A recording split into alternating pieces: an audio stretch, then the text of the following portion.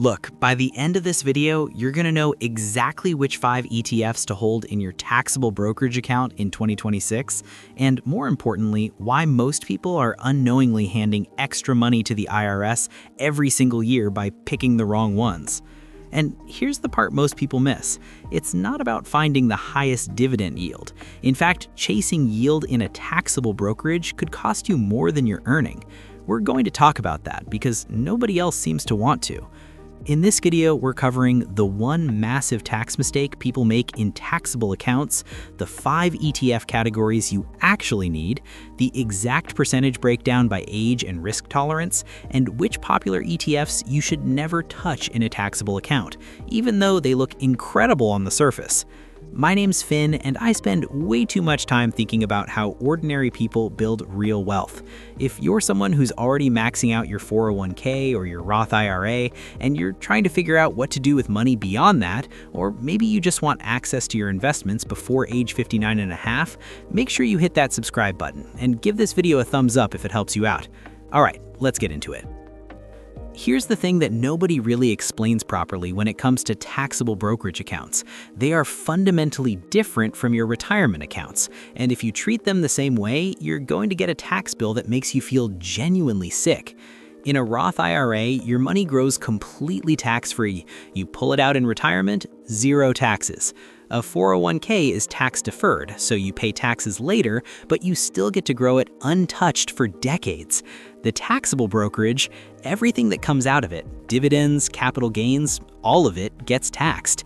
And here's what most people don't realize. You don't even have to sell anything to get hit. If your ETF throws off a dividend and you automatically reinvest it, the IRS still wants their cut at the end of the year, even if you never saw a single dollar of cash. Now, there is one huge upside to the taxable brokerage that makes it worth using. You can pull your money out anytime you want, penalty-free. You're not locked in until 59 and a half. That flexibility is powerful, especially if you're trying to retire early. But that flexibility comes with the tax reality, and you have to build your portfolio around it.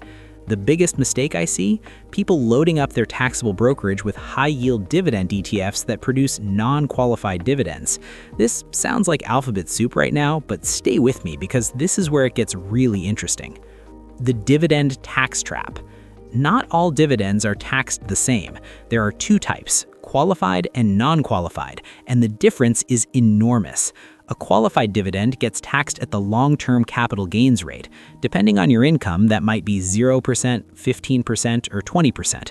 That's reasonable. A non-qualified dividend, sometimes called an ordinary dividend, gets taxed at your regular income tax rate. If you're in the 32% bracket, you're paying 32% on that dividend. Then add your state tax on top. You could easily be handing over 35 to 40 cents of every dividend dollar to the government.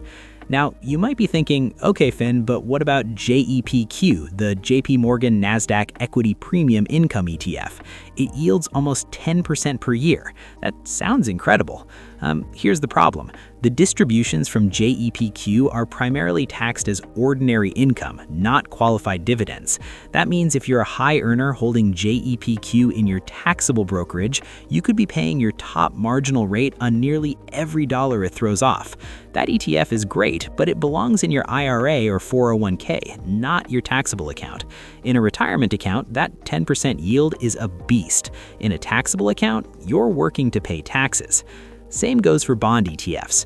People love bonds for stability, but bond interest is taxed as ordinary income too. So unless you're holding them in a tax-advantaged account, you're doing yourself a disservice. I know that's not what the typical balance your portfolio crowd wants to hear, but the math doesn't lie. All right, so now let's build the actual portfolio. ETF number 1, Value and Dividend ETF. The first category is what I call your Value and Dividend ETF. And yes, we still want a dividend here, but it has to be a qualified dividend. This portion of your portfolio does 2 jobs. First, it gives you actual cash flow. Second, it provides downside protection.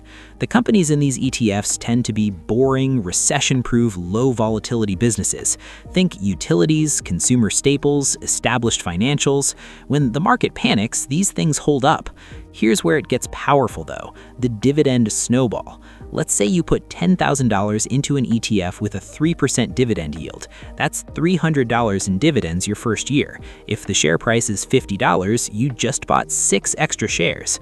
Next year, those 6 shares also generate dividends, which buy even more shares. And the year after that, even more. It compounds on itself, and given enough time, it becomes genuinely impressive, all without you doing anything. My top picks here are SCHD, the Schwab US Dividend Equity ETF for people who want stronger cash flow, or VTY, the Vanguard Value Index Fund for people who want to minimize dividends and lean more into share price appreciation to keep their tax bill lower. Both are solid. Your choice depends on whether you want cash now or prefer to let it compound quietly. ETF number 2, Foundational. This is the most important category, your foundational ETF. Here's a statistic I want you to sit with for a second. $100 invested in the S&P 500 in 1929, right before the Great Depression, the single worst economic collapse in modern American history, would be worth approximately $889,768 today, with dividends reinvested. Through every crash, every recession, every war, every bubble, $100 became nearly $900,000. That's the power of staying in and staying long. The foundational ETF in your portfolio is the thing that anchors everything else. I'd go with either VOO, that's Vanguard's S&P 500 ETF, or VTI, which tracks the entire US stock market across about 4,000 companies. Over 25 years, VOO has averaged about 10.74% per year, and VTI around 10.3%. On a $10,000 investment over that time frame, VOO gives you roughly $55,400 versus VTI's $52,900. Almost identical. Either one works. Now, a lot of people ask me, which S&P 500 ETF should I buy, VOO or SPYM? And here's the thing. SPYM trades at around $78 per share, while VOO trades at over $600 per share. But if they're tracking the same index, and they are, all that means is you're putting more dollars per share into the same thing with VOO. The real tiebreaker is always the fee. SPYM has an expense ratio of 0.02%. VOO is at 0.03%. On $10,000, that's a difference of about $1 a year. So honestly, pick whichever fits your budget per share and move on. ETF number 3, International. Here's where I want to be straight with you. The international ETF category is about diversification, not necessarily performance. Long-term, international stocks have consistently underperformed US stocks. Over 25 years, VXUS, Vanguard's international ETF covering over 8,500 global companies, has returned about 6.32% per year on average. That's compared to over 10% for the US. Now, recently, international has had some great years. 2025 was actually a strong one for international ETFs. But don't chase recent performance. This slice of your portfolio is about not having all your eggs in one country, and I'd keep it a relatively small allocation because of that long-term performance gap. ETF number 4, Broad Growth. Now we start turning up the heat a little. The Broad Growth ETF brings more risk and more reward potential, but it's still diversified enough that it's a core holding, not a gamble. My favorite here is QQQM, the NASDAQ 100 ETF. Yes, it's tech-heavy, but it also holds consumer discretionary, healthcare, industrials, and yes, even Walmart. The original version of this ETF, QQQ, has produced over 20% average annual returns over the past 10 years. The expense ratio on QQQM is just 0.15%, lower than QQQ, same exact exposure to the NASDAQ 100. Other solid options in this category are SCHG from Schwab at just 0.04% expense ratio with an 18+ average return over 10 years, or VUG from Vanguard at 0.03% with similar performance. I've also been personally adding SPMO, the Invesco S&P 500 Momentum ETF, to my own portfolio lately. It's been an absolute monster and actually has better downside protection than you'd expect from a momentum fund, worth looking into. This last category is optional, I'll say that up front. If you're more conservative or you're closer to retirement, you might skip it entirely. But if you have a longer time horizon and a higher risk tolerance, this is where you can really accelerate things.